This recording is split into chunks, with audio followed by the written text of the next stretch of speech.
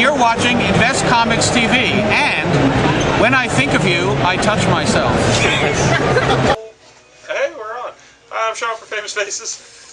Sebastian from InvestComics.com. Jared from Famous Faces. This is CNN. Or Thick. So we got a pretty hefty stack to review this week, and they're going to start this off because I didn't read this book. GLADSTONES. School for World Conquerors. Are your stones glad? They are, after reading that book. It's a good book. I'll start reading this book. It's we talked about this before. It's a School for World Conquerors. It's high school for supervillains in training. The kick being that they don't know that they're not becoming real supervillains because the supervillains and the superheroes have signed a deal so that they can all just live nice and pretend at what they're doing and then make money off the residuals of comic books, movies, and action figures. They're going to grow up to join the WWF of supervillains. Only they don't know, and from the teasers of some coming issues, looks like they're going to go kick the crap out of one of the heroes. Wait, that's for issue 6? Yeah. And that's only issue 4. Does it have a preview for issue 5? It does. It says next issue, Right. and then it says end in issue 6. All hell breaks I loose. didn't realize that. Yeah. That's good. But it's a lot of fun. It's a lot of good. Artwork's great. Kind of almost anime, but not quite. It's like It's cartoony. if Mike Allred drew anime, it would look like this. So it's good stuff. Got a bit. It's a little preachy in one part where it's talking about how comics are they're more than just superheroes and da-da-da. Funny enough, it's in a book about supervillains.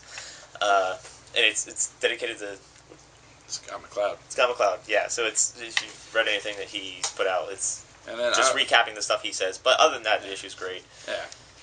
Good stuff. Next, we got our Flashpoint stuff. It's almost over. Next week is going to kill us. That's a lot of books.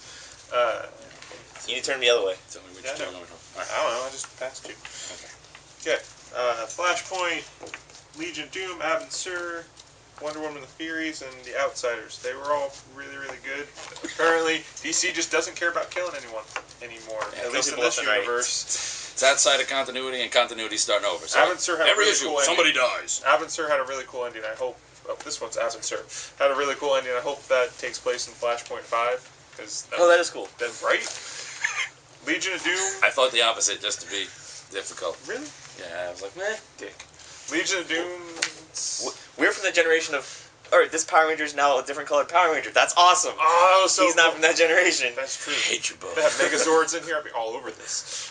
Don't make fun of how bad that is. Legion of Doom, I like the ending of that.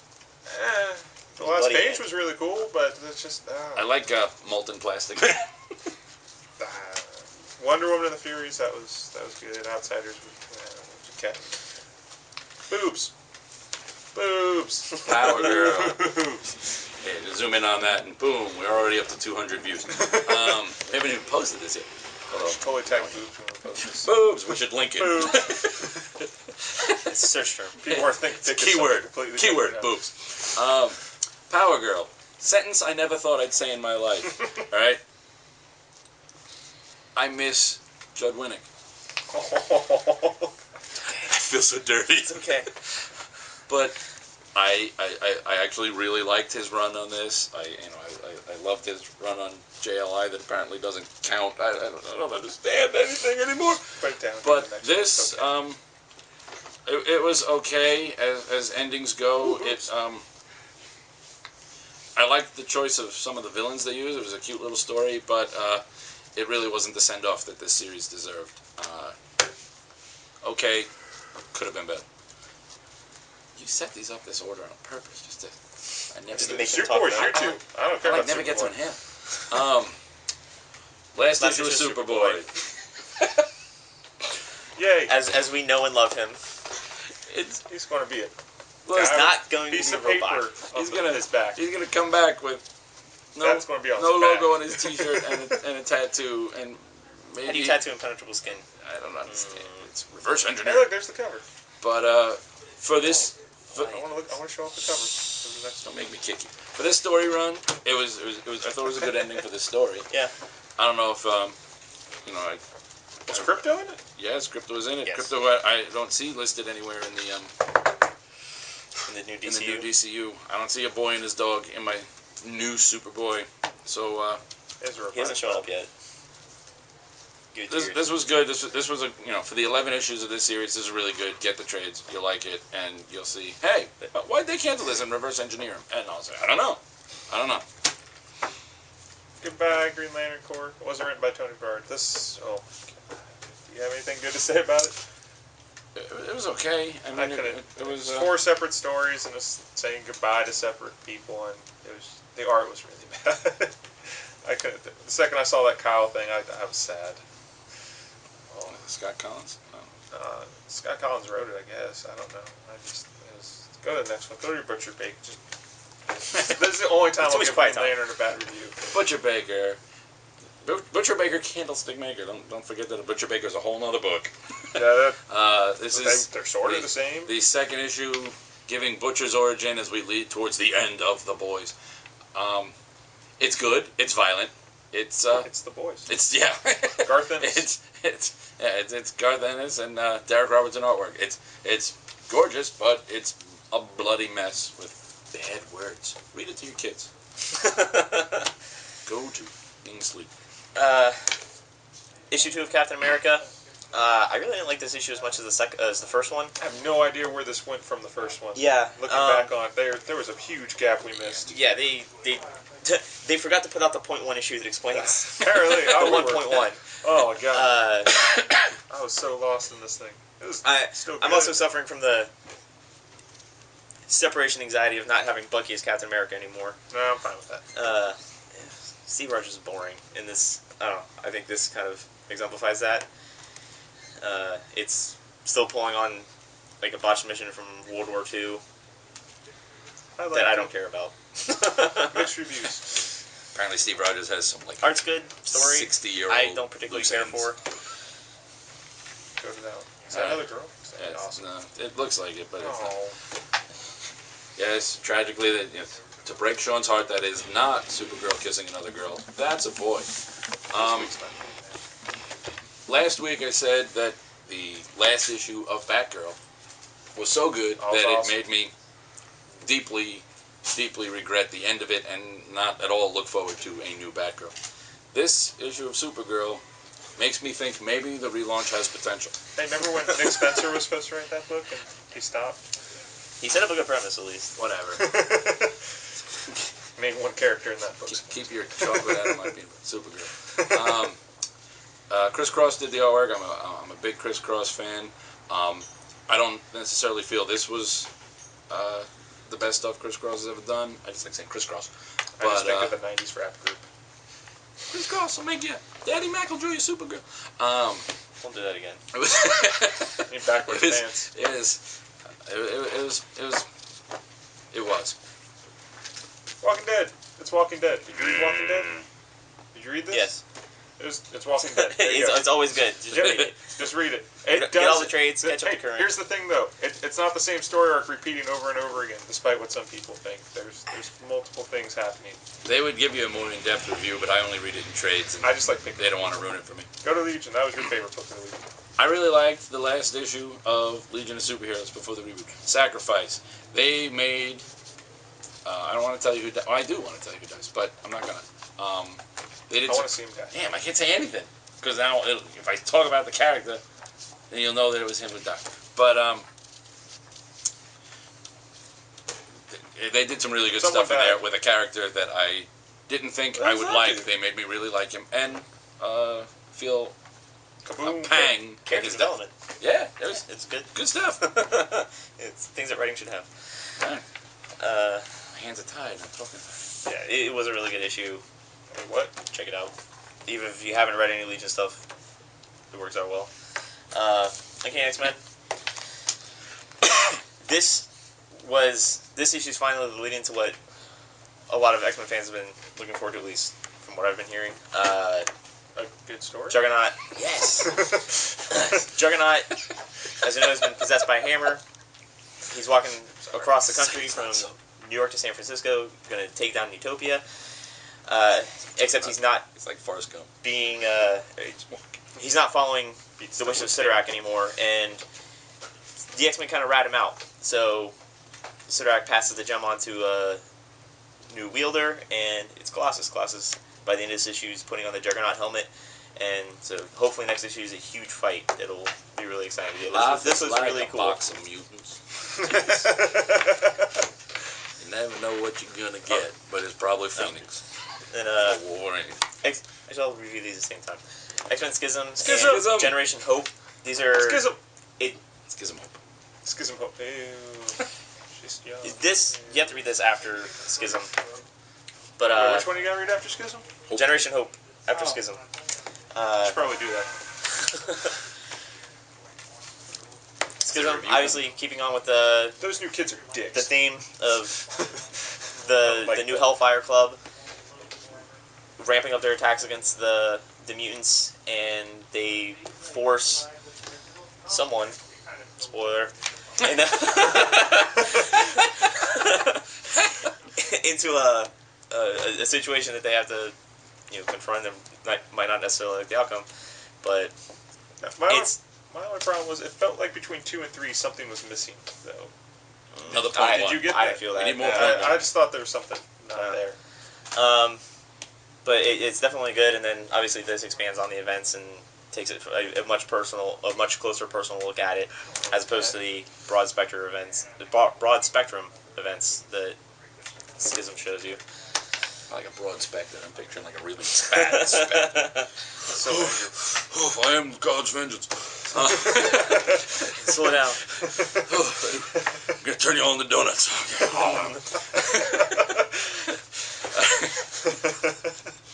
Alright. X Factor. Alright, it's Peter David doing what Peter David does best. Being Peter David. You've got the birth of Rain's kid, and how that goes over about like you'd expect it to. You've got an explanation for why all the gods want Rain's kid. They're going to be godparents. Tee-hee. That's not one. There's point 1 next issue. There is. Yeah, there is a point All 1 that next joking. issue. Because they felt they needed. The art's gorgeous. Is really good. They've got. I told you. Remember last time I said that the only reason Werewolf by Night shows up is because Peter David thinks it's funny that his name's Jack Russell. Well, there's like there's 2 pages of Jamie Madrox going, seriously? Your name's Jack Russell? Seriously? Seriously? Which would have worked, but then Peter David decided that we were all too stupid and had to explain the joke and had some other character say, yes, we get it. He's got the same name as a terrier and he's a werewolf. You really? Have a little faith, Peter. Have a little faith. I don't think it's too out of context for that character. He's kind of out of touch anyway. Although my favorite part is always the little meanwhile where Marvel always does those. Here's what happened stories. Here's what happened so far in the previously on X Factor. Those pages.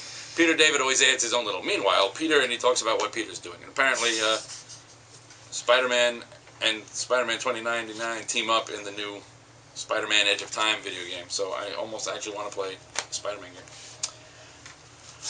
Marksmen. Mark's filming us, so that makes us Marksmen. This book is about us. No. This book, really good. I like this a lot. It was post-apocalyptic, but not quite that dirty lack of tech post-apocalyptic that you always see. There's a lot of tech. There's just one city that's got it, another city that wants it. Fight! It's like a cyber-western post-apocalyptic extravaganza with a kind of wolf dog that really just is the finishing touch that you need. It's $1. Riveting. And it's $1. So that's the finishing touch. Yeah, if you don't like Cheapness. it, it's $2.99 less than you would have not liked any other book. Unless it was a DC. They're holding the line at $1.99 with titles about characters you no longer recognize. Batman count. This is my favorite book. This is probably the best Batman, not detective or any other thing. There's a whole story on the origins of all the Robins, and it was really, really good. When you find out who's telling the story at the end, it makes you think about this character completely different, and it's worth checking out, even though it's the last issue before the relaunch of it. It's still really, really good. Whereas I felt it was like information everyone already knows, and just seemingly inconsequential. It didn't feel like a great send-off issue to me. That's what the last issue was, I think. That worked better. It was the best book I didn't read. All right. wrong with it. Another Christos Gage book. All right. More Christos Gage Speedball. It's good. It should be. That's your review. Even I know. I'm like, that's it. As far as Speedball fans go, there's me, and there's a giant gap, and there's like 3 other people. But even I know it shouldn't be as good as it is. But he just wrote it really well. Speedball thinks and feels his way through a problem, and I don't mean feels his way like. I mean feels like that was fantastic. I thought it was. He emotes. All right. It's creepy to touch someone while citing Speedball, but the backup stories in here. I guess they're not backup. They're all whatever stories. There's the whoa. starting. Whoa! I don't want to see that. Go to the next page.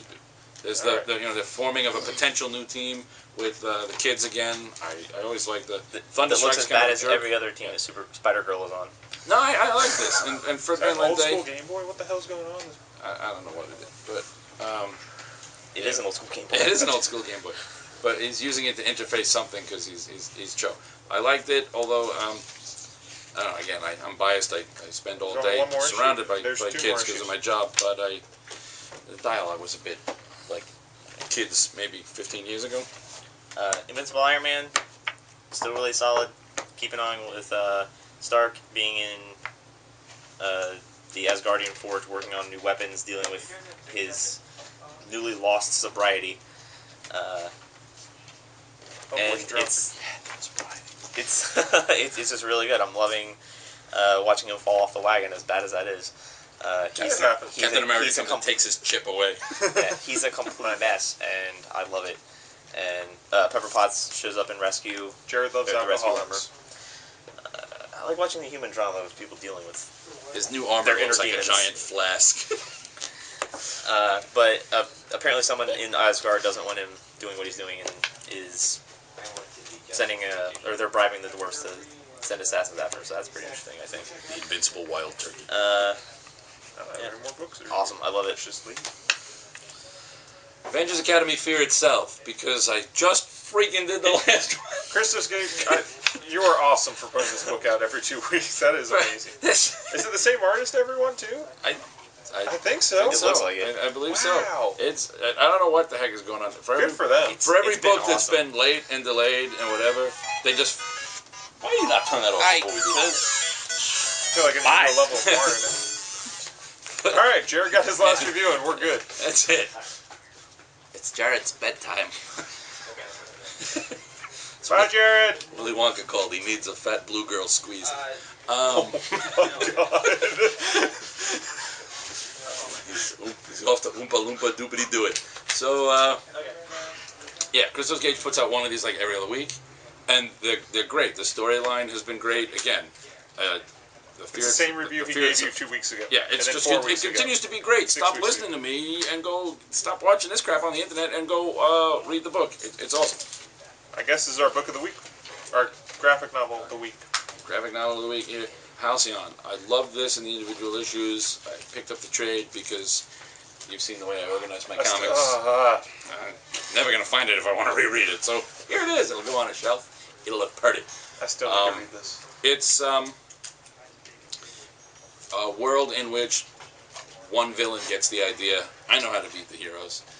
The heroes basically exist to beat up villains. Here's what I'm going to do. And he mind controls the entire planet so that nobody can commit any kind of crime. Everyone has to get along. Everyone has to be nice. There's no...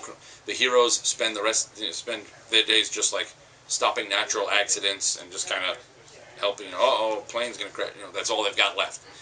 Most of the heroes like it. One hero gets all bent out of shape over the fact that, yes, the world is in a better place, but we've all lost free will, and we can't, we've all lost a part of ourselves. Not that he wants to bring back violence and whatever, but that he wants to, we should be able to think for ourselves and not be basically like puppets, really. So he ends up having to take on all the rest of the heroes because he wants to go break the thing that's making it like this. And it's a thinking comic, all right? This is not a, oh, look, they're punching. This is a think about it. I'm not going to read it, never mind. No, it's really good. And the artwork is gorgeous. It's good stuff. Mark Guggenheim, solid. That's it. We lost a Hobbit, and that's our show. Oh yeah, we got this. Sorry, my bad. do a quick mention of this. This is a real book. It's all real book. I had done there's a written review of this on InvestComics if you want to take a look at it. This is called, it's got a long name. The book is called Phoenix Rising. The series is called The Ministry of Peculiar Occurrences. It's kind of like an X-Files and Steve and Mrs. Peel Avengers in steampunk, old-time Britannica. It was so good. It was just, I got it to review. I didn't know what to expect of it. I liked the cover, read it, and as soon as I got into like the third chapter, I was just hooked. A lot of fun, great adventure, wonderful character chemistry. Read this. There's no pictures, but the one on the cover has a hot chick, so you can keep going like this. I wonder what she looks like. Oh, yeah, this is good. Goodbye. And, good night.